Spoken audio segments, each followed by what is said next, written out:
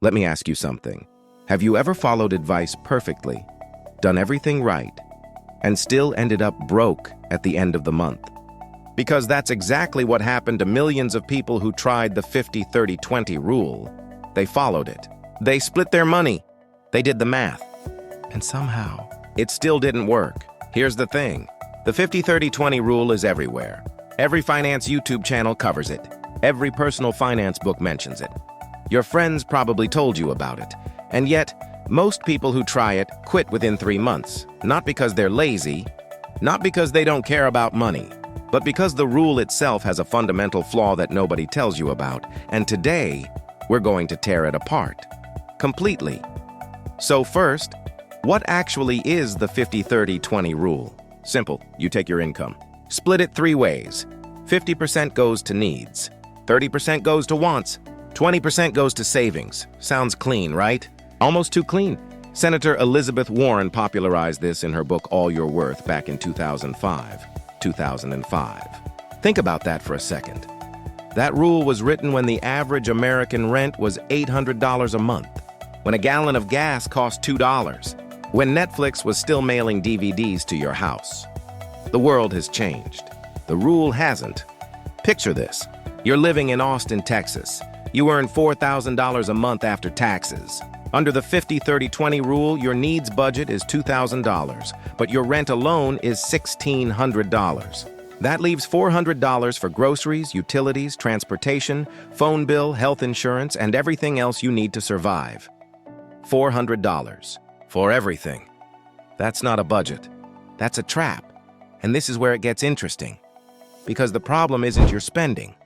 The problem is that a 20-year-old rule is being applied to a completely different economy. Here's what the 50-30-20 rule gets fundamentally wrong. And I'm going to break this down into 3 specific lies. Lie number 1, 50% is enough for needs. Imagine this. You're a 26-year-old living in any major city right now. London, New York, Sydney, Toronto, Dubai. Doesn't matter. Your take-home pay is $3,500 a month. The rule says spend $1,750 on needs, but here's reality. Rent, $1,400. Groceries, $350. Transport, that $200. Phone, $60. Utilities, $120.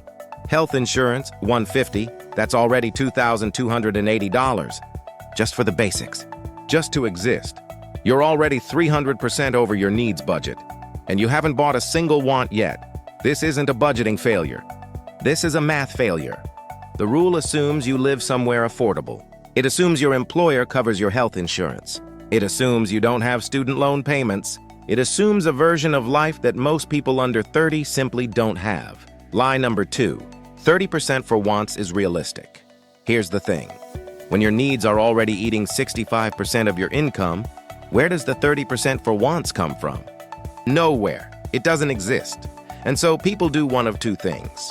They either feel guilty every time they spend on anything enjoyable, or they ignore the budget completely because it feels impossible. Both outcomes are equally destructive. Because guilt without a realistic system doesn't create discipline. It creates shame. And shame makes people avoid looking at their finances altogether. I've seen this pattern over and over. Someone starts budgeting. They feel excited for 2 weeks. Then real life happens. An unexpected bill, a friend's birthday dinner, a bad week at work that needs a takeout night to survive. And suddenly the budget feels like a judgment, like evidence of failure. So they stop, not because they're weak, because the system wasn't built for their actual life. Visual cue, person closing budgeting app on phone. Lie number 3. 20% savings is the goal. This one is the most dangerous lie of all. 20% sounds responsible, almost generous. But here's what nobody tells you. 20% of what? If you earn $2,000 a month, 20% is $400 in savings.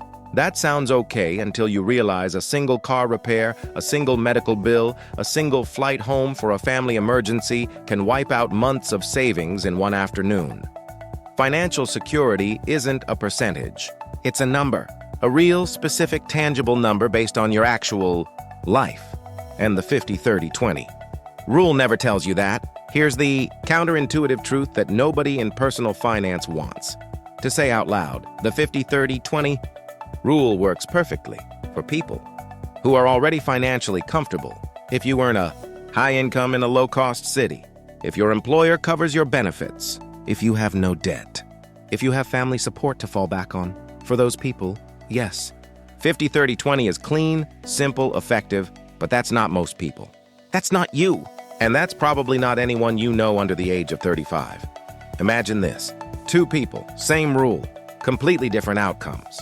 Person A earns $8,000 a month, lives in a mid-sized city.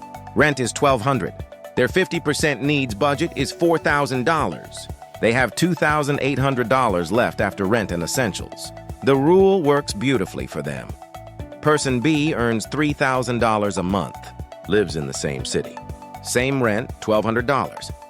Their 50% needs budget is $1,500. They're over budget before they even buy groceries. Same rule. Same city, same rent. Completely different reality. The rule doesn't see that. It just sees percentages.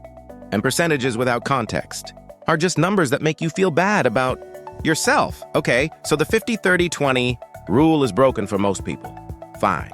But here's the question that actually matters. What do you do instead?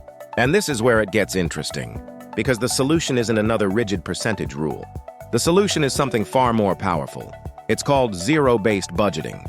And before you roll your eyes, hear me out, because this is not what most people think it is. Zero-based budgeting means one thing. Every single dollar you earn gets assigned a job before the month begins. Not 50% here, not 30% there. Every single dollar. Your income minus your expenses equals zero. Not because you spend everything, but because every dollar has a purpose, whether that's rent, groceries, savings, investment, or even guilt-free fun money. The difference is massive. With 50-30-20, you're reacting to where your money went. With zero-based budgeting, you're deciding where your money goes before it goes anywhere. Let me show you what this looks like in real life. Picture this. You earn $3,000 a month. Sit down on the last day of the previous month. Open a notes app, a spreadsheet, a piece of paper. Doesn't matter. Write your income at the top. $3,000. Now start assigning jobs. Rent, $1,200. Groceries, $300. Transport, $150. Phone, $60. Utilities, $100. Health, $150. Minimum debt payment, $200. Slow down here. Now look at what's left. $840. That's your real number. That's what you actually have to work with for savings, wants, and anything else. Now here's the crucial step that 50-30-20 skips entirely. Prioritize what matters to you personally. Maybe you're aggressively paying off debt. Allocate $500 to extra debt payments, $300 for wants, $40 for emergency fund.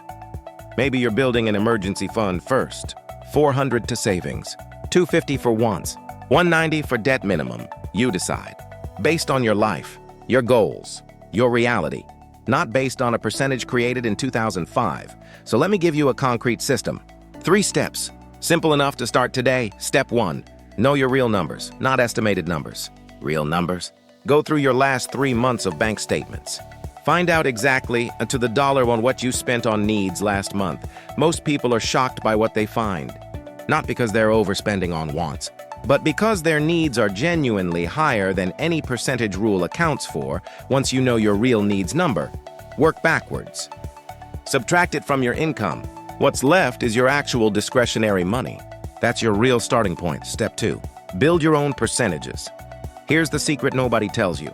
Percentages aren't fixed. They're personal. Maybe your reality is 70-10-20. 70% needs because you live in an expensive city. 10% wants because you're aggressively saving. 20% savings because that's your priority. Maybe it's 60-20-20 or 55-25-20 or something completely different. The point isn't to match someone else's numbers. The point is to create numbers that match your life and actually stick to them. A budget you can follow is infinitely more valuable than a perfect budget you abandon after 2 weeks. Step 3. Automate the important parts immediately. Here's the thing about willpower. It runs out every single day. By the time you get home from work, cook dinner, and handle your responsibilities, you have almost no willpower left to make. So stop relying on willpower. Automate instead. The day your paycheck hits, automatic transfer to savings, automatic minimum debt payment, automatic investment if you have one. What's left in your account after those automatic transfers? That's your spending money. Guilt-free. No calculations needed. No discipline required. Because the system already did the hard work for you. I want to leave you with something that goes beyond budgeting rules and percentages. Because here's what I've noticed. The people who struggle most with money aren't struggling because of math. They're struggling because of how they think about money. Most people treat budgeting as restriction, as punishment, as evidence that they don't earn enough. But the most financially healthy people I've ever studied treat budgeting as direction, as intention, as proof that they're in control, same activity, completely different experience. When you budget from a place of scarcity, every expense feels like a loss. Every saved dollar feels like deprivation. You're constantly fighting against yourself. When you budget from a place of intention, every expense is a choice. Every saved dollar is progress towards something you actually want. You're working with yourself. That shift alone is worth more than any percentage rule ever created. So here's what I want you to do before you close this video. Don't download a budgeting app yet. Don't make a spreadsheet yet. Don't set up automatic transfers yet. Do one thing first. Write down 3 financial goals. Real ones, specific ones. Not save more money. Something like, I want 3 months of expenses saved by December.